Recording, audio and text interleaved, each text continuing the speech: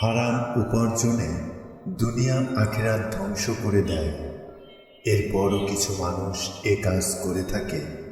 অনেকে চাকরি করার আগে সেখানে বৈধ বেতনের সঙ্গে অবৈধ কত টাকা উপার্জন করতে পারবে সে বিষয়ে সে হিসাব করে।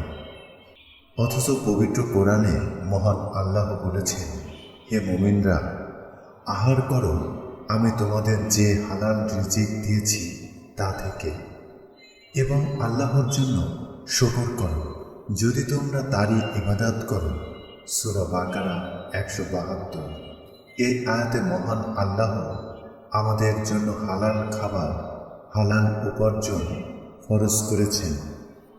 অনেকে মনে করেন হারাম পথে উপার্জন করে সেখান থেকে কিছু সদকা করে দিলে হয়তো কিছুটা হালকা হবে অথবা আল্লাহ ক্ষমা করে দেবেন।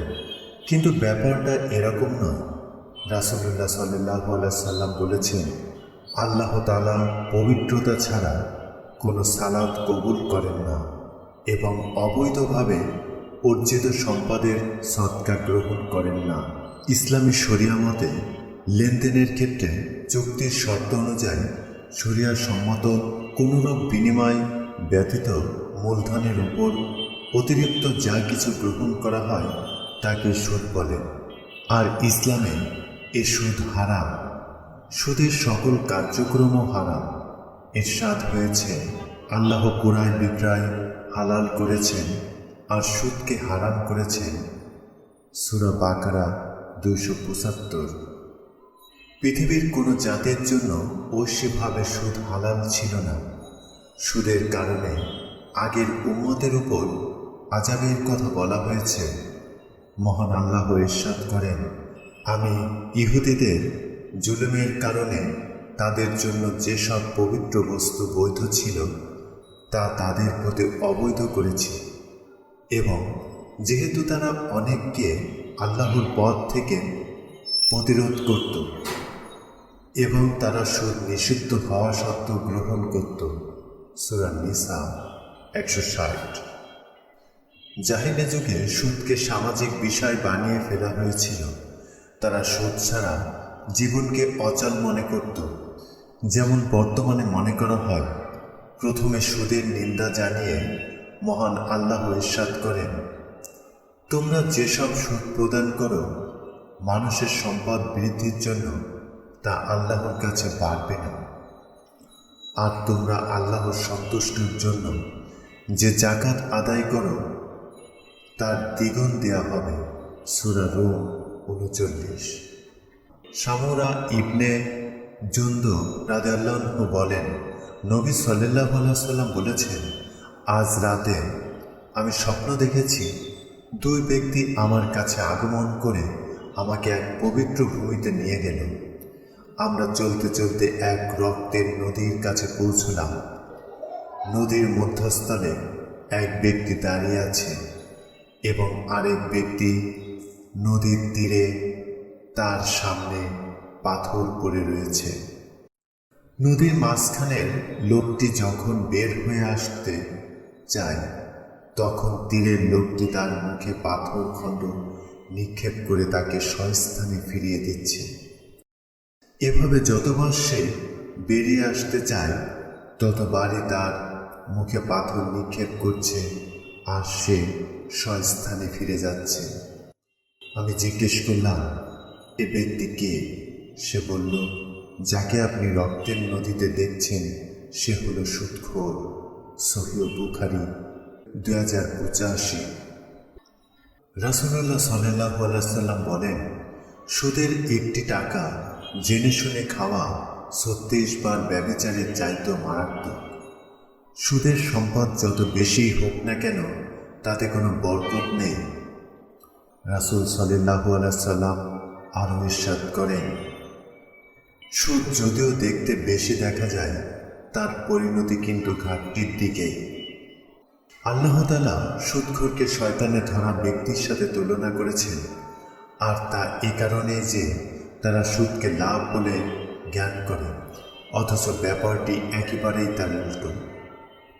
আল্লাহ তাআলা বলেন, তোমরা নেক কাজ ও আল্লাহ ভীরুতায় পরস্পরকে সহযোগিতা করো, তবে পাপাচার ও অত্যাচার করতে কাউকে সহযোগিতা করো না।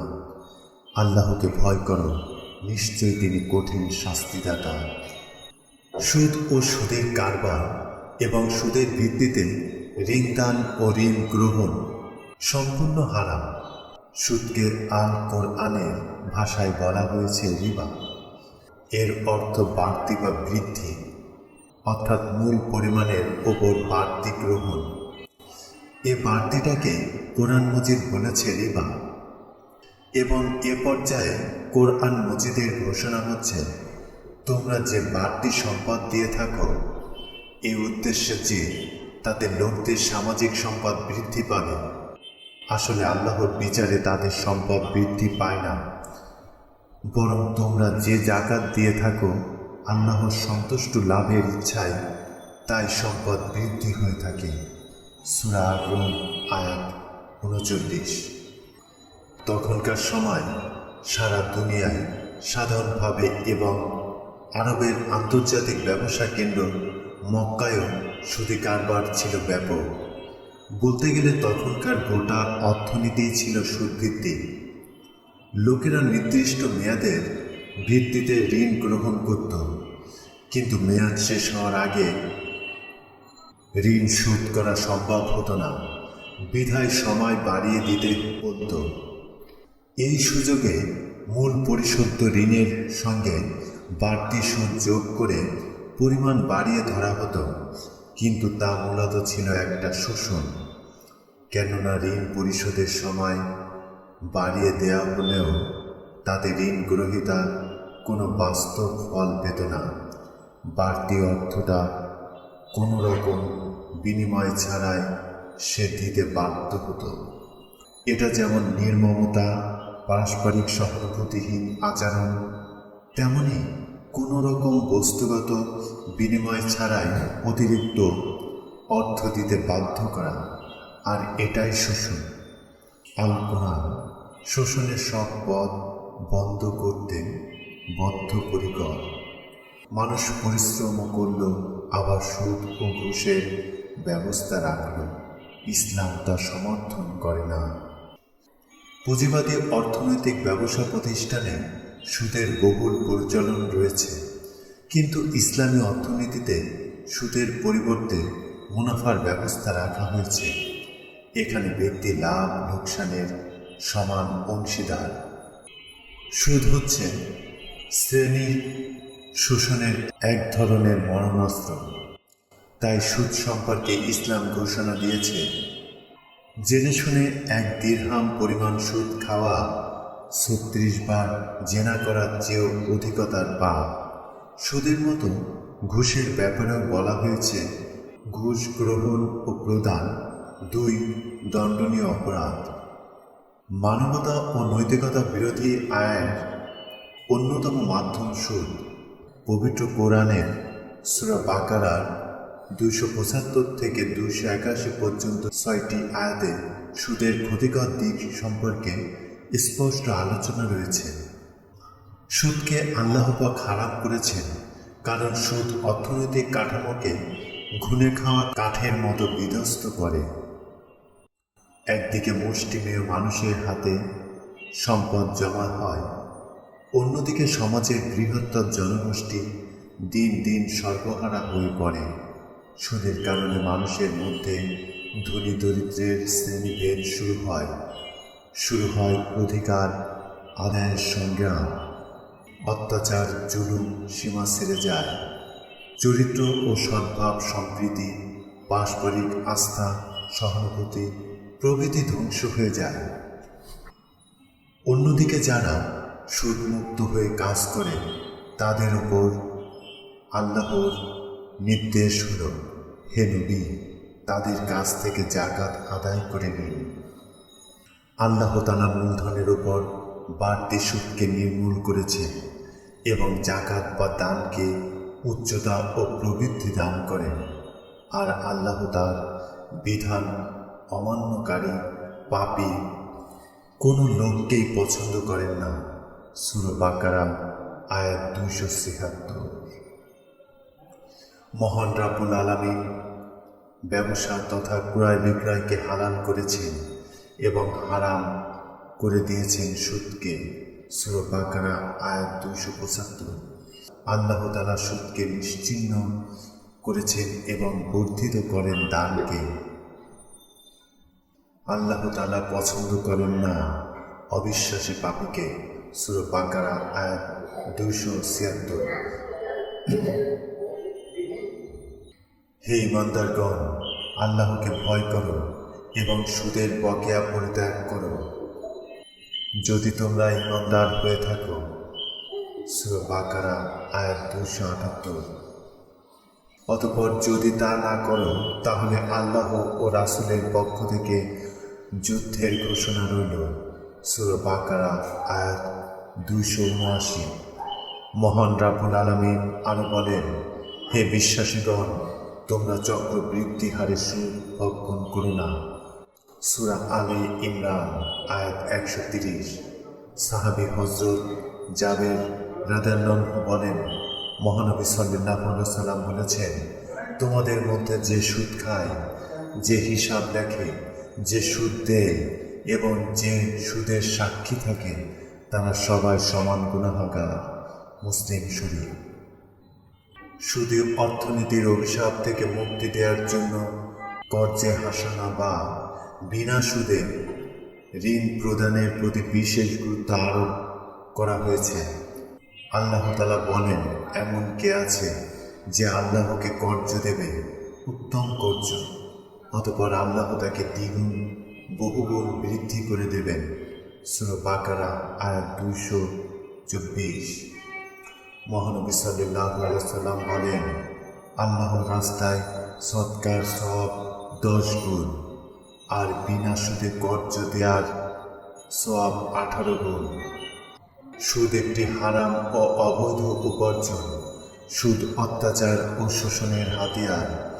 ইসলাম সুদকে চিরতরে নিষিদ্ধ করে দিয়েছেন। সুদের অনিষ্টতা সুদূর প্রসারী। সুদের ব্যাপক অনিষ্টতার কারণে আল্লাহ তাআলা সুদ, সুদখোর এবং সুদের কারবারিদের বিরুদ্ধে যুদ্ধ ঘোষণা করেছেন।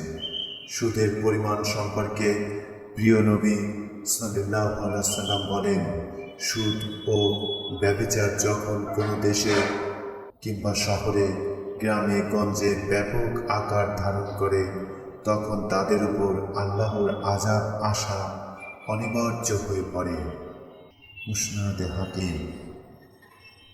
পবিত্র হাদিসে মহানবী সাল্লাল্লাহু আলাইহি ওয়াসাল্লাম নিজেও সুদের ব্যাপারে স্পষ্ট কথা বলেছেন।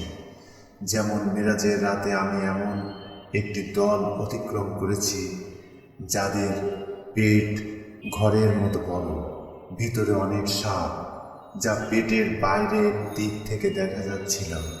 আমি বললাম, হে জিবরাইল, এরা কারা? তিনি উত্তর দিলেন, এরা আপনার উম্মতের সুদখোর লোক। ইবনে মাজাহ 2273। সুদ ও ব্যবসার মধ্যে মৌলিক পার্থক্য হল, ব্যবসাতে পণ্যের বিপরীতে মুদ্রা আদান প্রদান করা হয়, অথবা এক জাতের পণ্যের বিপরীতে ভিন্ন জাতের পণ্য আদান প্রদান হয়। কিন্তু সুদের কারবারের মুদ্রার বিপরীতে মুদ্রা আদান প্রদান করা হয়, অথবা স্বজাতের পণ্য আদান প্রদান করা হয়। ব্যবসাতে বিনিময় সুনির্দিষ্ট হয় এবং পরবর্তীতে সময়ের তারতম্যে বিনিময়ের পরিমাণে কোনো হ্রাস বৃদ্ধি পায় না। কিন্তু সুদের কারবারে বিনিময় সুনির্দিষ্ট হয় না, বরং হার নির্দিষ্ট হয়। সময়ের তারতম্যে বিনিময়ের মোট পরিমাণে হ্রাস বৃদ্ধি ঘটে। সুদের ব্যাপারে ইসলাম যে পরিমাণ কঠোর কথা বলেছে, অন্য কোনো গুনাহের কাজের ব্যাপারে সে পরিমাণ কঠোর কথা বলে নাই। রাসূলুল্লাহ সাল্লাল্লাহু আলাইহি ওয়াসাল্লাম সুদের সঙ্গে সম্পৃক্ত সবাইকে অভিশাপ দিয়েছেন।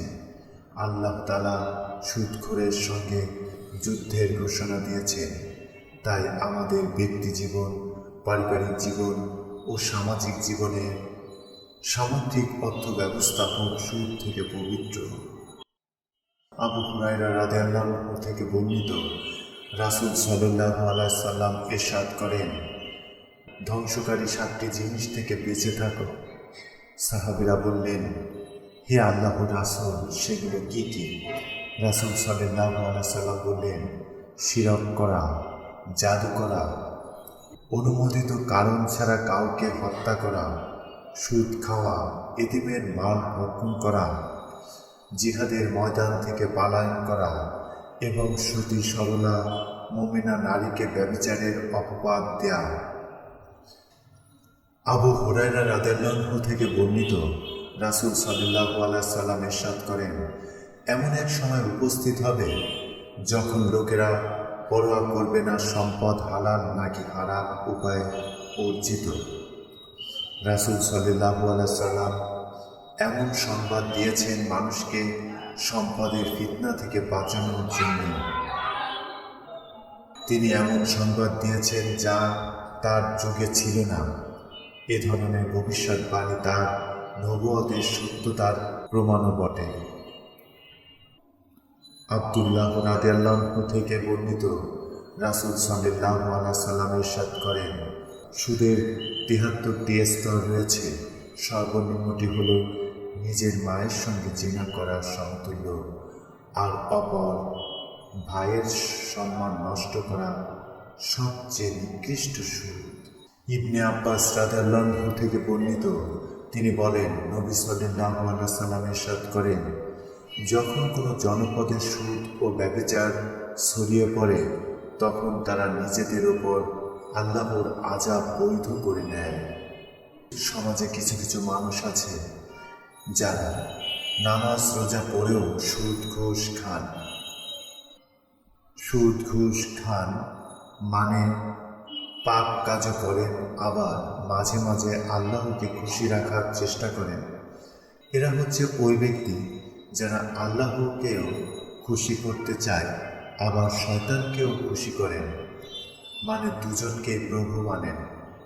সুতরাং এই ব্যক্তি মুনাফিকের চেয়েও ভয়ঙ্কর অপরাধী। কেউ সত্যিকার ঈমানদার হলে ঈমানের দাবি অনুযায়ী চলবে। যদি তিনি ঈমানের দাবি পূরণ করতে না পারেন তাহলে নিশ্চিত তার অন্তরে ঈমান নেই। মুখেই তিনি ঈমান রেখেছেন কিন্তু অন্তরে নেই। কোনো ব্যক্তি অনিচ্ছাকৃত করলে এক কথা, তখন তিনি তওবা করে নিতে পারেন, কিন্তু ইচ্ছাকৃত করলে তো আপনি ইসলামকে অবমাননা করলেন। এমন ব্যক্তিকে আল্লাহ ক্ষমা করবেন না, আখিরাতেও তার কোনো কল্যাণ হবে না।